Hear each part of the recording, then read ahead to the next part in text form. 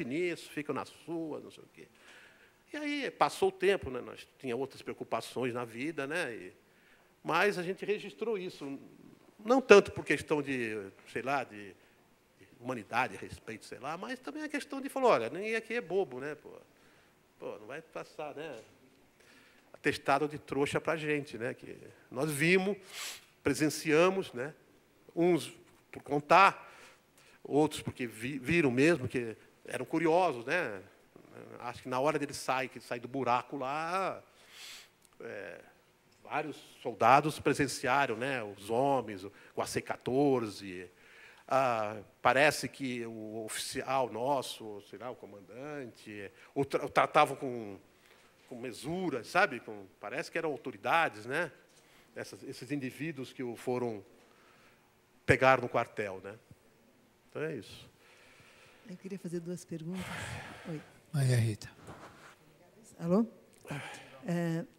Primeiro, é uma curiosidade, mas, enfim, acho que pode ser interessante também saber por que o senhor deixou o Exército, então, em 71. Se foi por causa disso que viu, ou era o seu tempo de serviço nada. mesmo? Isso é um fato que não ficou na minha vida, na minha consciência, mas não teve. O tempo dele. Mas não teve nada, nenhuma Tá. para mim, nenhuma consequência. No futuro, que aí eu vi, né, que tinha repressão, ditadura, matava, assassinatos, mas nada mais. Eu saí no quartel normal, como todos os colegas nossos saíram. Entendi. Ninguém.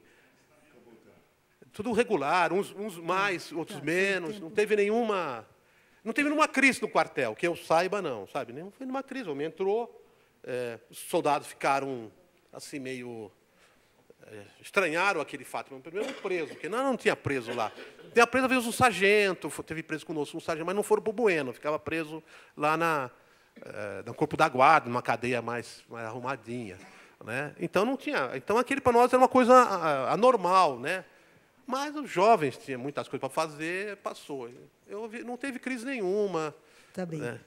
A outra pergunta é se o senhor conheceu, nesse período, eu não sei se ele era sargento, Josmar Bueno, o Joy, que está nos livros do Cláudio Guerra, porque ele disse que esteve em serviço, nesse presídio onde estava o Bacuri, e que ele era encarregado, ele era massagista também. Ele deu um depoimento à Comissão da Verdade. Sei. E que ele massageava as pernas do Bacuri. Provavelmente para permitir que ele ainda caminhasse. Agora que estão dizendo que a Denise disse que ele até talvez tivesse uma gangrena, quer dizer. Mas ele deu um depoimento e a gente quer saber o quanto o depoimento dele é verdade, o quanto ele já está inventando. E ele disse, ele sustenta essa versão, claro, porque ele era sargento, então ele tem que sustentar a versão da morte em tiroteio, que ele fugiu e foi morto em tiroteio. Ele fala isso, nossa. Ele acredita nisso, ou ele finge que acredita, que é quem a gente acredite. Então, mas o principal é sobre a... Uma coisa, por exemplo, quando ele entra no quartel, eu não tenho contato com ele, porque foi aquele período que estava em período especial, né? Só guardas, né? Apontados a dedo pelo... Né? Eu só vou entrar em contato com ele... Aí, o tempo, para mim, há 42 anos atrás, o tempo é outra coisa, né? Então, eu só tenho contato com o Bacuri quando é relaxado a guarda dele, né? Quando a guarda dele passa a fazer parte da escala normal de serviço, né? Então, eu não recordo desse sargento. Então, eu não sei precisar, porque eu não vi comentário da situação que ele chega num quartel, sabe? O tempo que eu vi, assim olhando assim, estava lá ele de pé, olhando, conversando, procurando de várias maneiras se comunicar. De fato, ele estava pedindo ajuda, pedia ajuda para os colegas. Vários colegas ouviram ele. Logicamente, ninguém o ajudou, que eu saiba, né? Então, é isso. Então, aí eu tenho consciência, desde o tempo que eu ouvi, quando relaxaram a guarda, até quando levam ele para o Bueno. Quando levam ele para o Bueno, quando tiram ele do Bueno e levam para o quartel de guerra, aí eu não tenho mais contato com o Bacuri. Aí eu vou saber do Bacuri saindo do quartel, que eu, como repito, eu não estive lá, não fui na boca do coisa para não participar do bochicho, né? Fiquei na retaguarda, mais longe, eu vi passar as tal das peruas, né? Eu acho que quem foi, isso é uma suposição, né? Quem passou pela mão do Fleury, de Doicode, papapá, não ia ser aqueles oficiais ali que não é do ramo, né? Que iam tirar a informação dele, né? A não ser se fosse algum sádico, mas eu não acredito, né? Porque eu vi ali os tenentes conversar com ele, o capitão, com aquelas putas todas imponentes, mas ali naquele mato não ia sair coelho, né? Porque eles só estavam ali guardando ele para esperar o desfecho que foi esse desfecho, né? Que foi o assassinato dele e que no quartel soou mal porque soou como uma inverdade, né? Que foi executado, né? Esse foi o comentário que tinha no quartel, né? Reinaldo, lógico, vamos organizar. Então a Denise volta, depois o Reinaldo quer falar e a Ângela Mendes de Almeida quer falar. Dá um microfone para a Ângela, para a Denise. Só para dar uma dimensão daquilo que estava acontecendo lá. Eu tenho esses depoimentos escritos de próprio punho, algum deles. Então, diz assim, vai bem, ele diz assim, aproveitaram, era uma noite de temporal que desabava, ele, reutilizando o cano da descarga de uma latrina, da cela, escavou um buraco na parede à medida e já se encontrava com meio corpo para fora quando foi visto pelas guardas que deram um alarme. Era o soldado Milton e o soldado Carneiro, que guardavam a cela naquela madrugada. Para seu azar, pois, se fosse outra guarda, não havia... mais ingênua, poderia ter escapado. Ele gritava, pelo amor de Deus, vocês não podem fazer isso comigo, entregue-me para a justiça. Durante toda a madrugada, até às 10 horas do dia seguinte, ele permaneceu algemado à grade da cela, pelas duas mãos. Foi-lhe providenciado um novo alojamento. Levaram-no para dentro de um túnel cavado dentro de um morro, um abrigo antiaéreo em descanso, que permanecia com suas paredes brotando água permanentemente. A ferida de sua perna havia piorado e apresentava, segundo ele, alto grau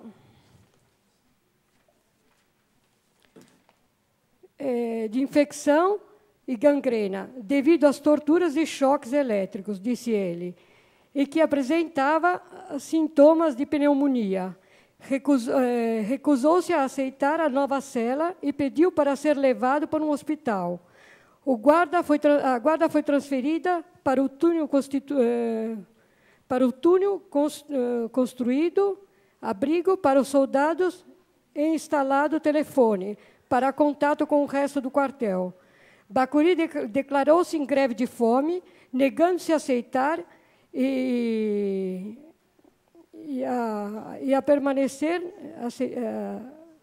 negando-se a aceitar a permanecer naquelas condições desumanas. E, após ser instalado no banheiro-cela, não aceitou absolutamente alimento nenhum. Tudo o que lhe foi oferecido foi rejeitado por ele. E no 10º dia da greve, ele entra em estado de desespero, gritando frases desconexas, e chamava por Denise, sua mulher, e pelo filho.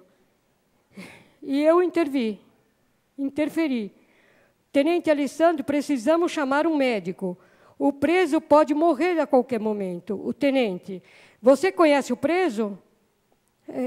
Soldado, que importa? Mas se trata de gente, e gente não se trata assim. Ele é bandido, matou para roubar e tem que pagar pelo que fez. Mas nessas condições ele não terá nem tempo de ser julgado. Estamos no tempo do Brasil, do país do não julgamento. Mesmo assim, mas já o julgamos ontem, e ele foi condenado. Nós quem? Nós, o sistema da ordem e da paz. E antissubversão e a democracia. Eu não sei se deveria estar falando isso com você. Devemos esquecer para sempre essa conversa. E tudo o que vimos, e se você algum dia comentar com alguém alguma coisa sobre isso, eu nego e lhe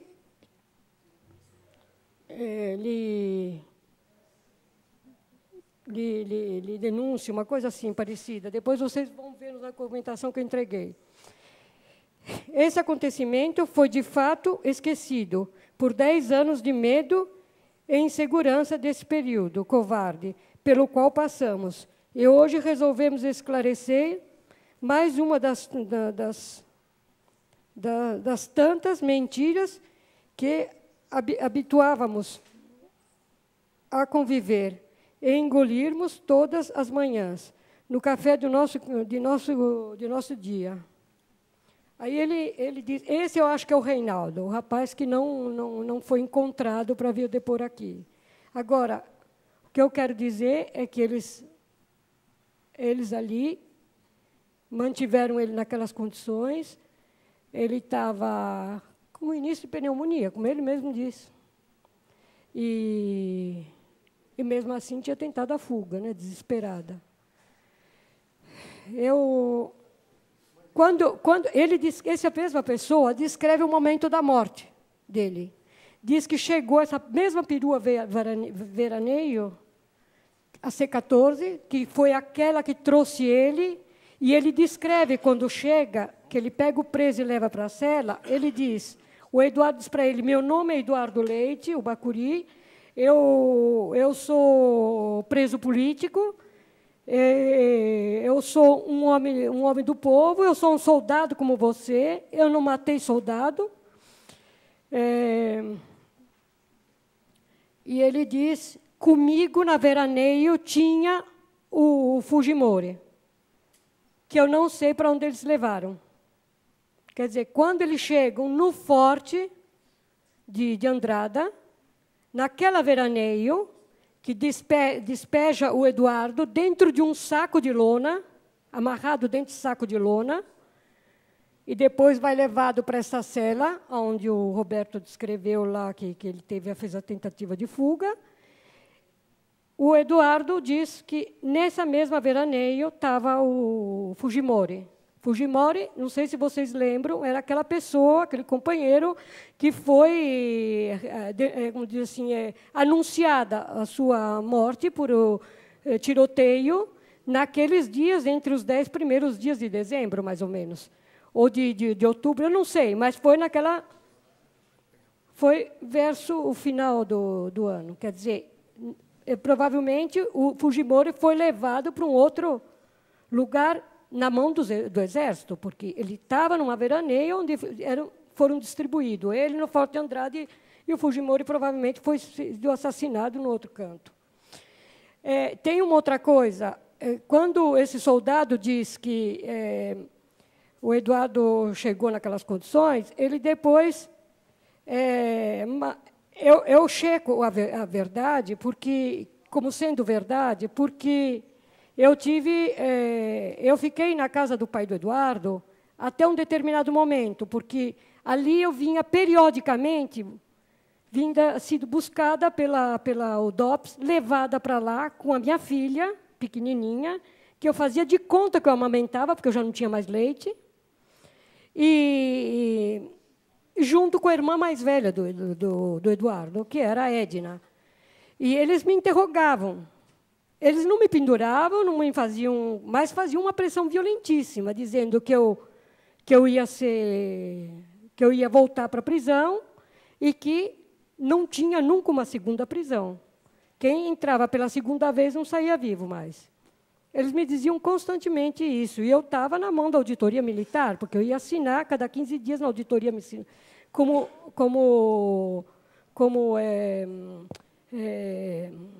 presa, como diz assim, a revelia? Não, como diz assim, condicional, prisão domiciliar, na espera do processo. Então, em um determinado momento, o pai do Eduardo entra em trânsito completo, fica num pânico e começa a pressionar a minha presença na casa, próprio por causa dessa condição do DOPS estar. E aí ele pressiona tanto que a filha Edna, sempre, uma espécie de anjo da guarda que eu tive na minha vida, essa menina, me leva para a casa da tia, que era para o lado do Brás. E nessa casa, nesse apartamento, aliás, na casa do pai do Eduardo, tinha sempre uma veraneio parada, algumas quadras mais para frente. E nessa outra casa, aparece sempre a veraneio. E ele pede para o soldado, para o Reinaldo, ir buscar e entrar em contato com a família para dizer onde ele estava. Ele diz, minha mulher, quer dizer, ali está minha família, ali tem alguém. Quer dizer, ele deve ter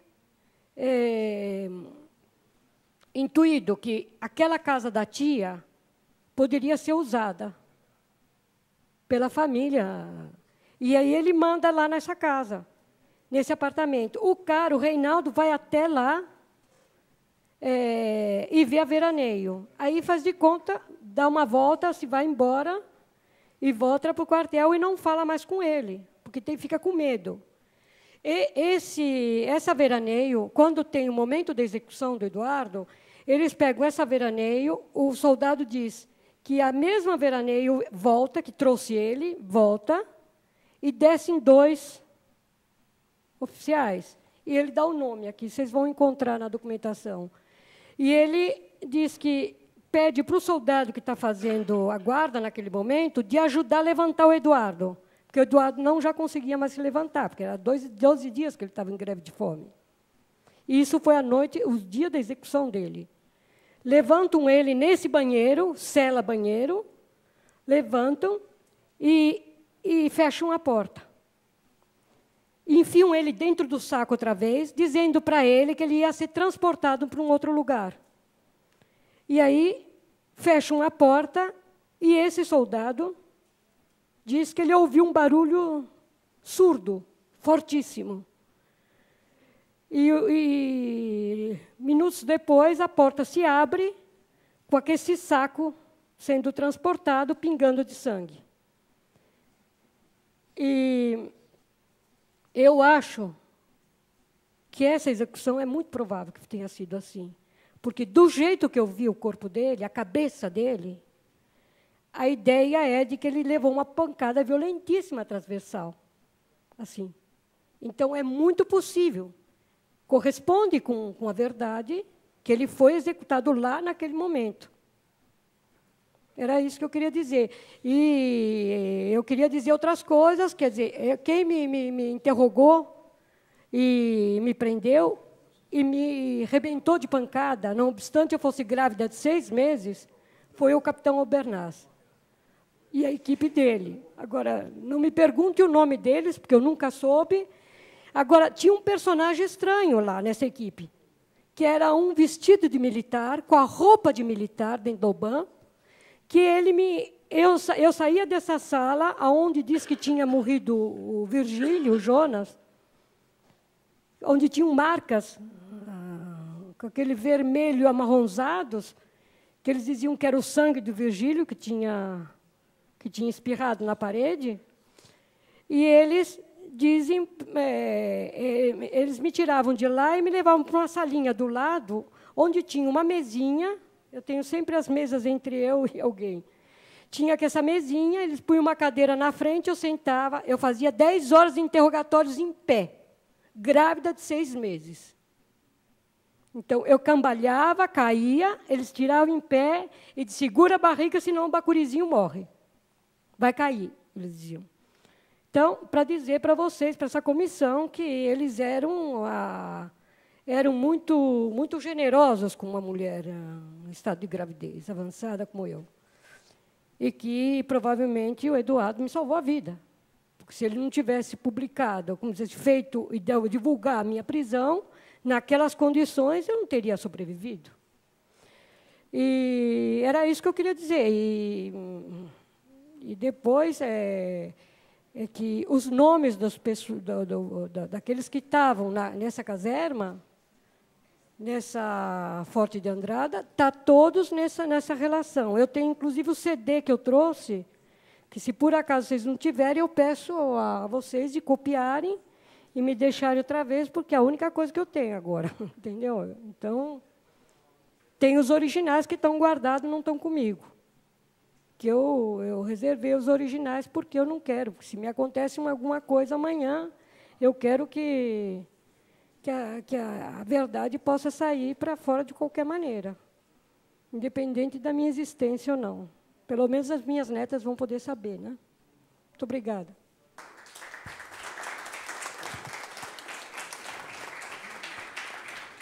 Reinaldo, quer falar?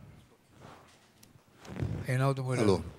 Eu só queria dizer que há uns dias me dei conta de que podia tentar recuperar aquela edição da Folha da Tarde que o tenente Chiari mostrou para o Bacuri.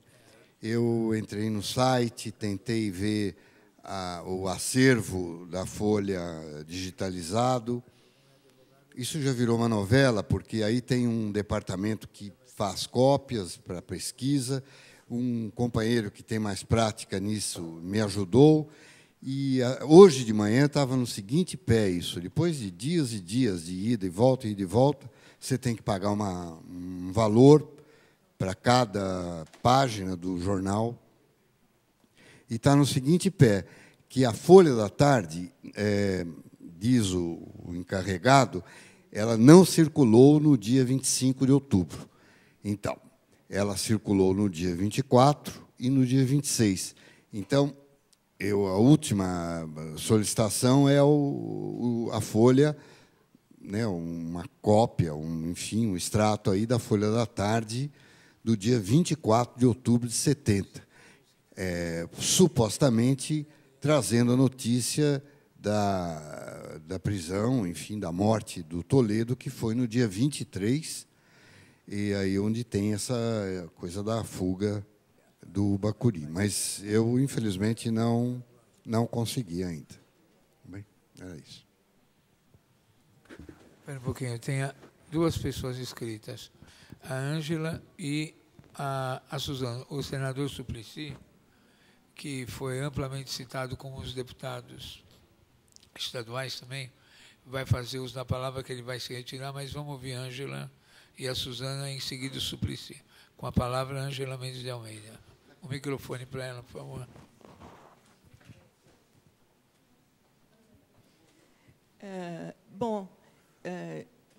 Eu acho que a Denise citou aqui um depoimento de uma pessoa que ela chama de Reinaldo.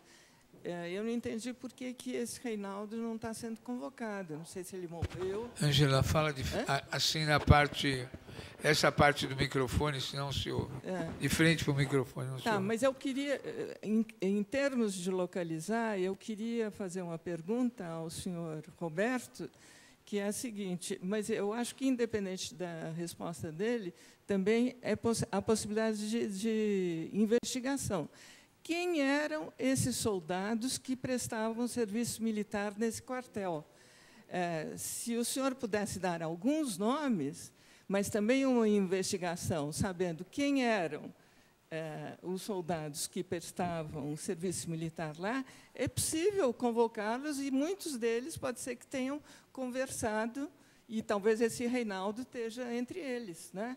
Eu acho que é possível levantar os nomes dos soldados que, nesse período, estavam prestando serviço militar. Então, primeiro, queria saber se o senhor não lembra de nomes dos seus colegas conscritos.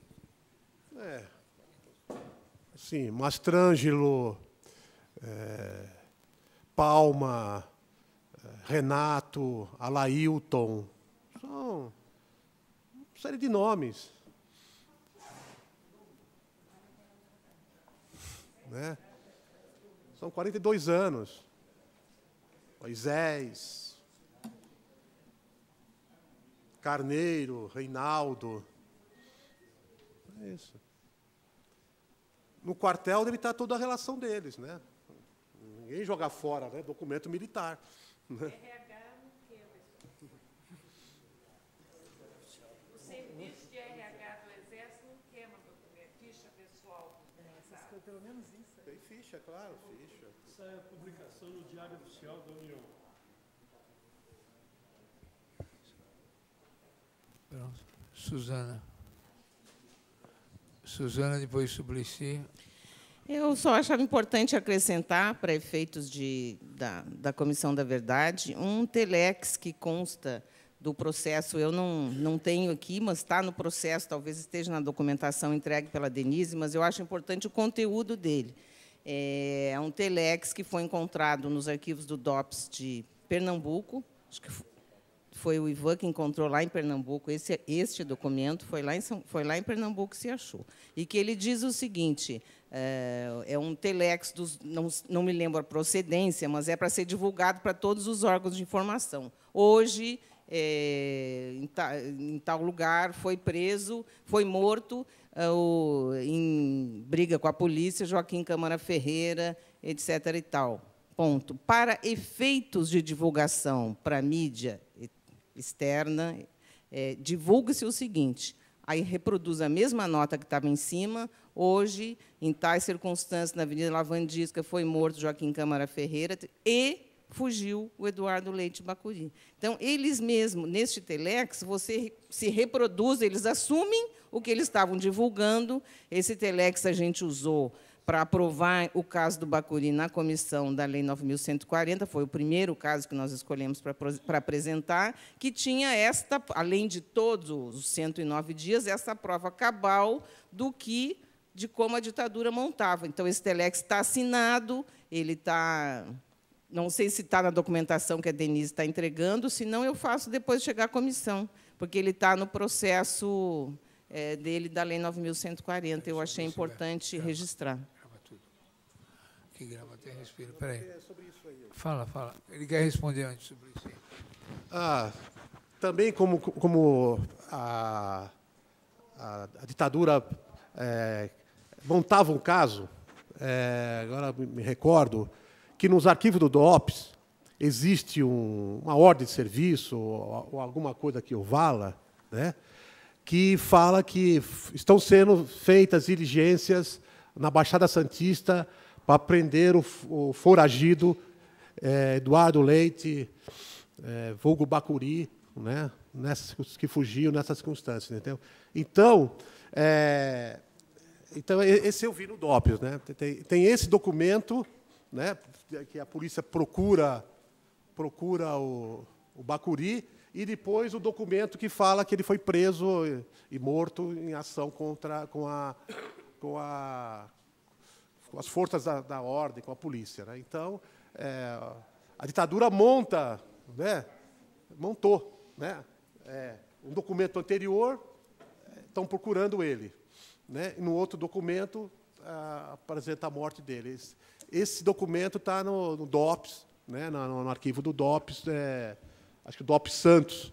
Foi um documento que foi recentemente, que coisa de 2, 3 anos, encontrado